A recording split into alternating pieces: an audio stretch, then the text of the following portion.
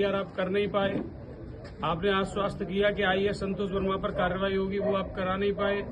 आपने हमारे बटकों की शिखाएं पकड़ी, आपने घसीट घसीट के मारा।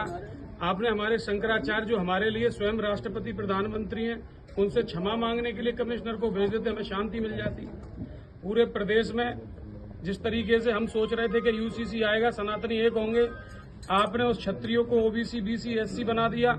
हमें एससी एसटी से भी कोई समस्या नहीं है, वो हमारे भाई हैं, पर लेकिन आपने हम सनातनियों को, हिंदुओं को लड़वाने के लिए वो मकड़ जाल फैलाया है कि अब हम रोने लगे, हमें आंसू आते हैं कि हम क्या करेंगे, जिसके लिए हमने 15 साल खून पसीना बहाया था कि मोदी जी आएंगे, योगी जी आएंगे।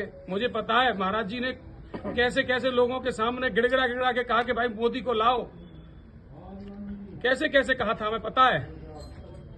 पर लेकिन आज हमारी हत्या की जा रही है, हमें आपस में लड़ाया जा रहा है, क्या कहें इस पर हम।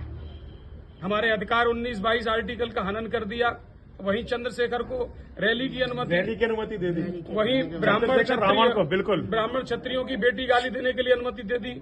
यहाँ हिंदू सम्मेलनों के नाम पे केवल और केवल 30 कुर्सियां भर पा रही हैं, फ्लॉप हो गया। यहाँ हिंदू सम्मेलन हो कहाँ है? हिंदुओं का डेथ वारंट निकाला भाई तुमने, ये यूसीसी, ये यूजीसी है क्या? ये हिंदुओं का डेथ वारंट। कहते तुम हो कि बटोगे तो कटोगे, और खुद ही बांट दिया। आज इतना विभाजन मैंने अपने जीवन में कभी समाज में नहीं देखा।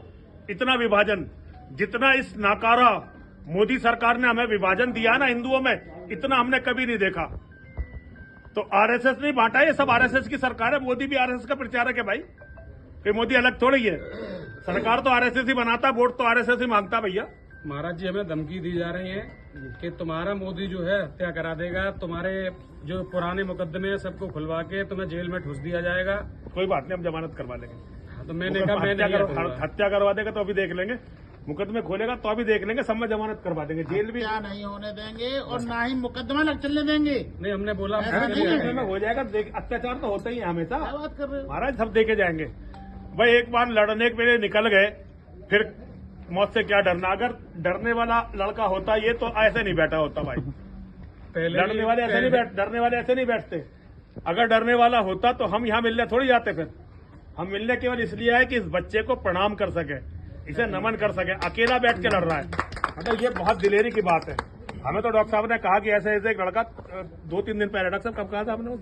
2-3 दिन हो गए। इन्होंने कहा कि एक लड़का लड़ रहा है, एक मैसेज भी दिखा था तुम्हारे बच्चों ने बताया कि मैं जो है आना चाहता हूँ तुम्हें प्रणाम करने के लिए। तो भाई हम तो सारे के सारे सन्यासी, यति सन्यासियों का यही काम है, धर्म के लिए लड़ना और लड़ते हुए मर जाना। हम तो है ही धर्म के लिए लड़ने और मरने के लिए।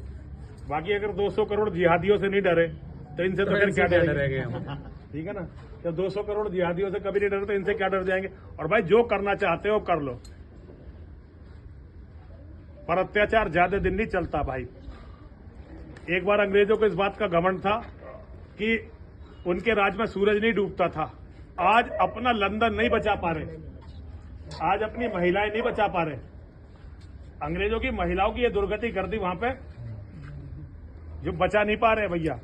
तो जब अंग्रेजों का घमंड नहीं रहा, रावण का अहंकार नहीं रहा, मुगलों का अस्तित्व नहीं रहा, तो भैया सत्ता ही नहीं रहती ज्यादा दिन किसी की।